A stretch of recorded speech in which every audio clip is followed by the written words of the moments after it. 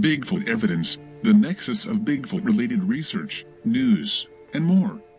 What you are about to see is an exclusive interview by Bigfoot Evidence with one of the stars of Destination America's hit series, Mountain Monsters, AIM's fearless leader, Trapper Tice.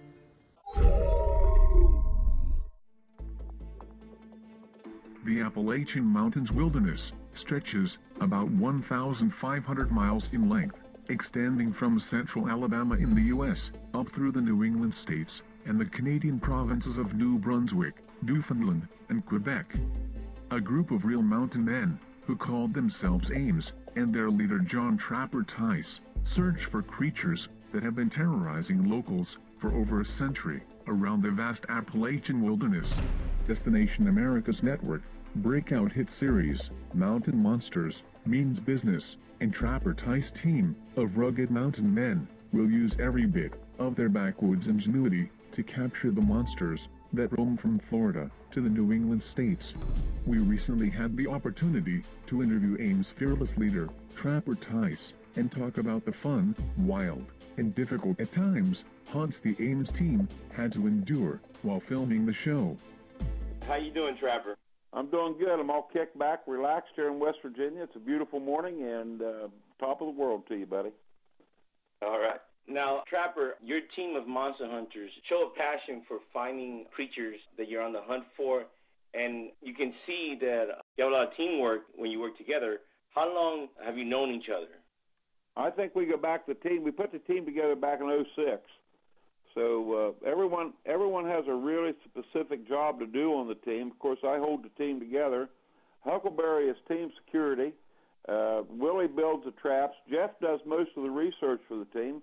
He's our researcher. He's our computer folklore guy.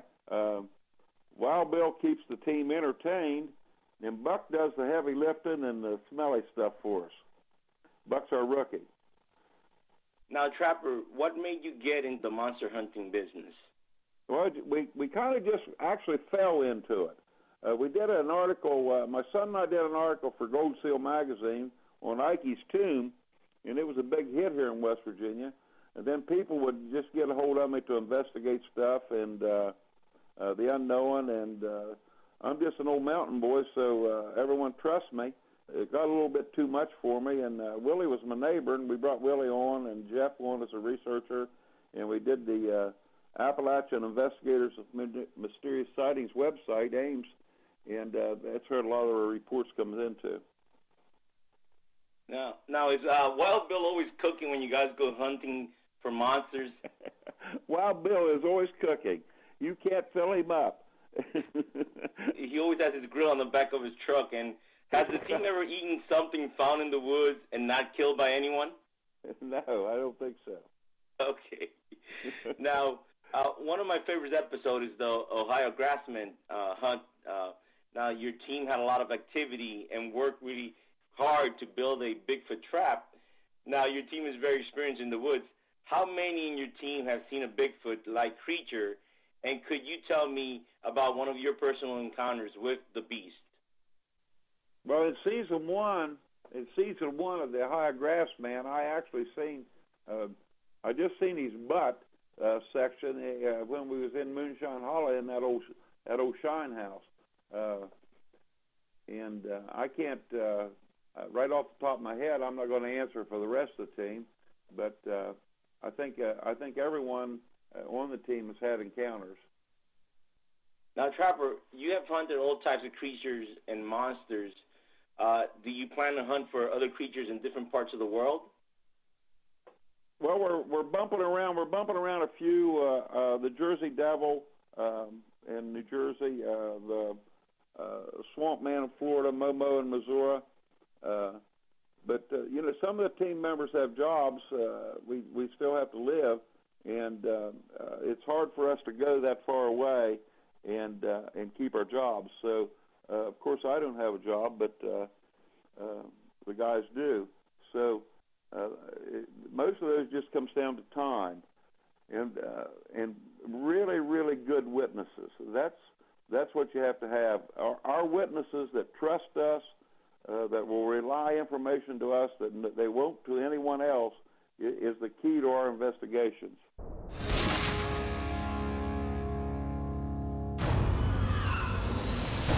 We're in Harrison County, West Virginia, and we're going after the bloodless howler. The bloodless howler is a huge hybrid creature. It's a feline and canine mix. We know it's in the area. Right there. Where? Right there on the other side of that brush. Right there. Which way? I seen him. I seen him right on the other side of that brush. Jeff, you got anything on thermal? Snow white. Now, let me pan it here. I got something to the left. I got something to the... Oh, there it is. There it is. I got it. It's moving. Now, what has been the strangest monster hunt you've been on, and did it scare you enough to leave it alone, or did it make you more determined to find the creature?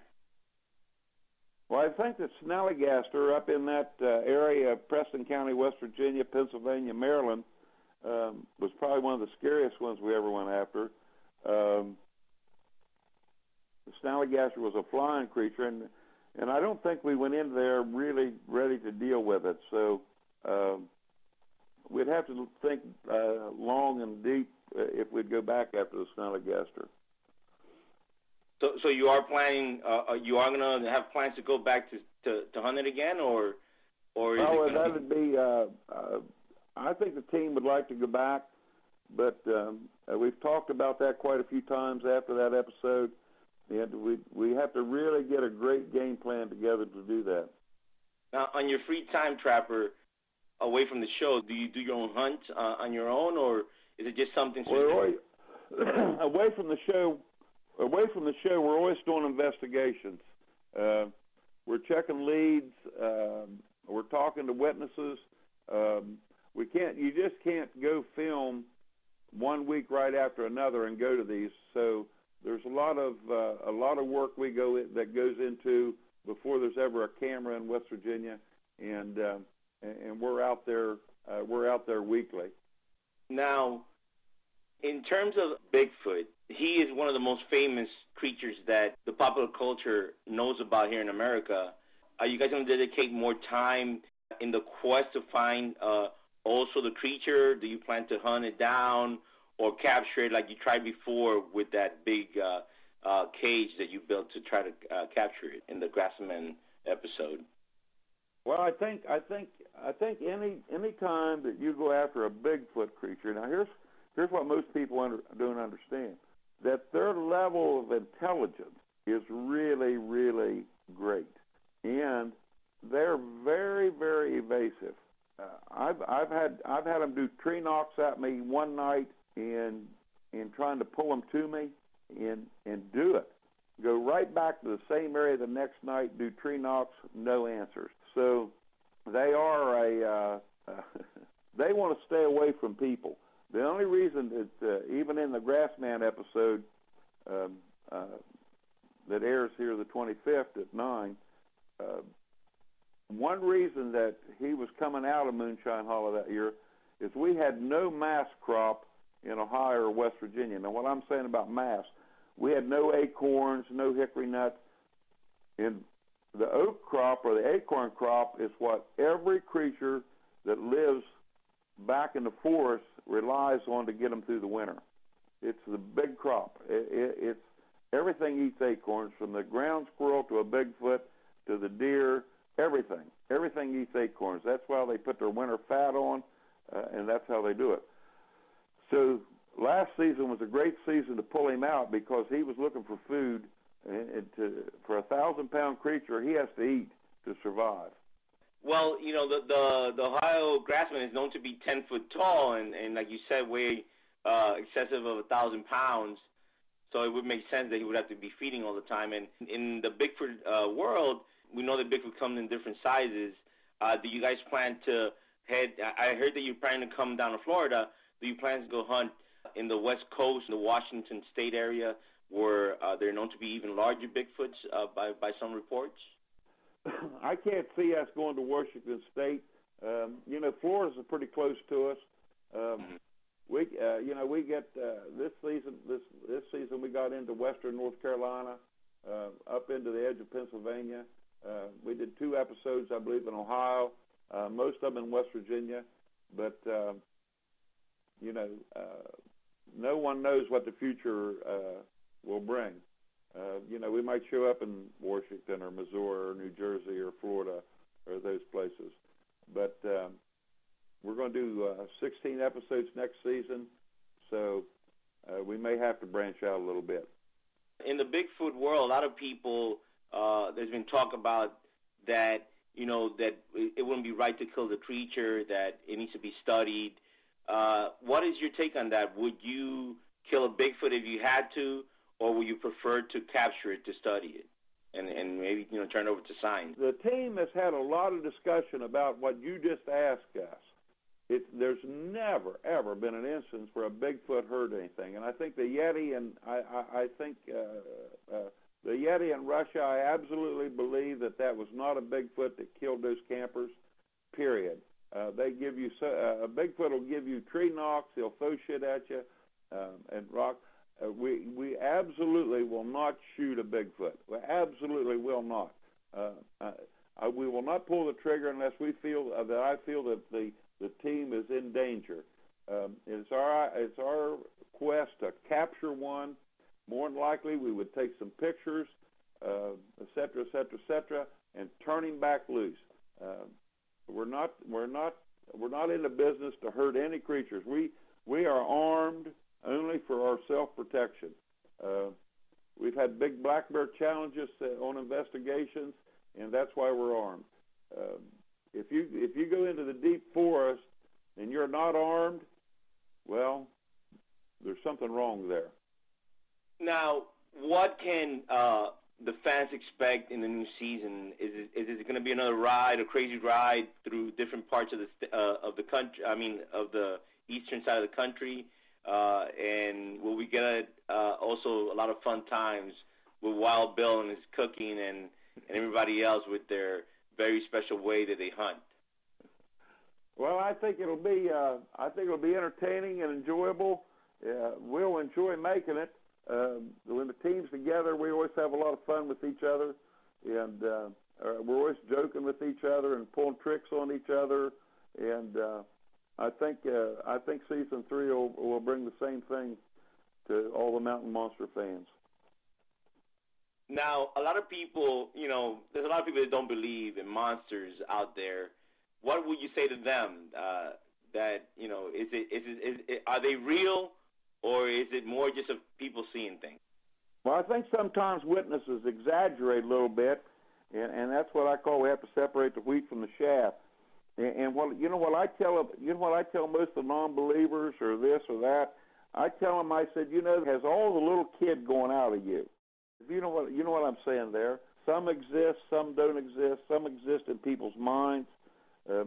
We try to prove that they do exist or don't exist. That's our main ambition. The Hogzilla episode. What happened to Hogzilla? Was he also cooked by Wild Bill? No, the farm there where we caught him on, we left him with the farmer there. I don't know if he butchered him, ate him, or what he did with him. Well, that was a big hog. So. Oh yeah, he was huge. He was a and I used to raise hogs, and I'm very familiar with hogs and how dangerous they are. He looked to me to be a Duroc Russian cross of some kind. But people have to realize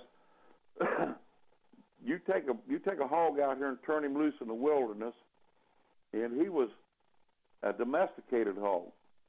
Within a year, he's a wild hog, and I mean a very dangerous creature. Thank you, Trapper.